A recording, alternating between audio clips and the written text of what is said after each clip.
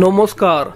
পশ্চিমবঙ্গে তৃণমূলের নেতা মন্ত্রীদের করা বিভিন্ন দুর্নীতি সংক্রান্ত ঘটনার তদন্ত আর মনে হয় না সিবিআই ইডিকে দিয়ে করে কোনো কিছু রহস্য উদ্ঘাটন করা সম্ভব হবে।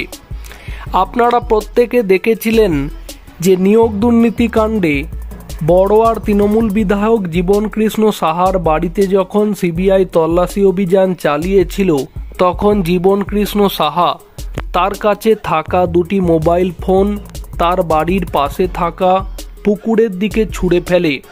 এখন ঘটনা হচ্ছে, নিশ্চয়ই সেই মোবাইল ফোন দুটিতে এমন কোনো তথ্য ছিল যে কারণে সেই তথ্য যাতে সিবিআই না পায়, সেই কারণের জন্যই তো জীবনকৃষ্ণ সাহা তার মোবাইল ফোন দুটো পুকুরে ছুঁড়ে ফেলে দিয়েছিল।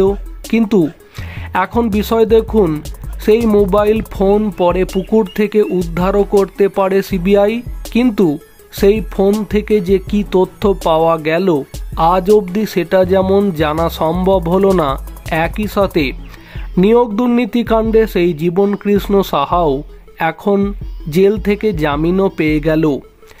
এবার ঘটনা হচ্ছে, খবর অনুযায়ী যেমনটা জানতে পারা যাচ্ছে তা হলো, হাইকোর্টের নির্দেশের পরে একেবারে পুরোদমে ওএমআর সিট দুর্নীতিকাণ্ডে তদন্তে নেমেছিল সিবিআই।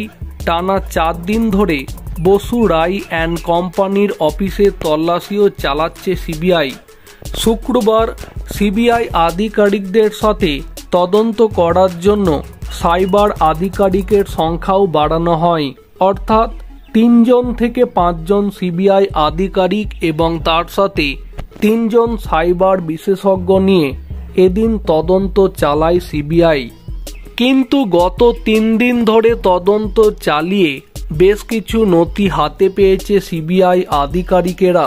সূত্র অনুযায়ী খবর, টানা তল্লাশিতে এস বসু রায় অ্যান্ড কোম্পানির অফিস থেকে উদ্ধার করা হয়েছে বেশ কিছু গুরুত্বপূর্ণ সার্ভার এবং কম্পিউটারের হার্ড ডিস্ক। তবে বিশেষজ্ঞরা জানিয়েছে ইতিমধ্যেই প্রচুর তথ্য সার্ভার থেকে ডিলিট করে দেওয়া হয়েছে।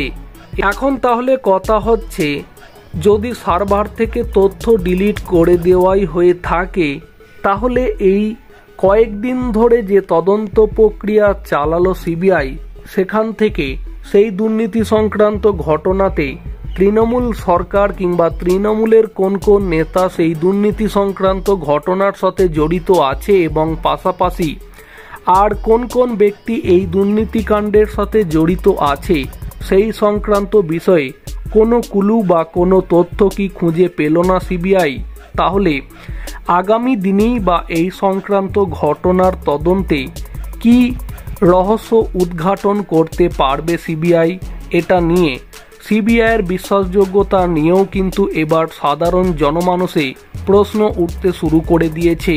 তো প্রিয় দর্শক বন্ধু, এই বিষয়ে আপনাদের কি মতামত থাকছে কমেন্টে জানাতে পারেন। ভিডিওটিকে সম্পূর্ণ করে দেখার জন্য অসংখ্য ধন্যবাদ।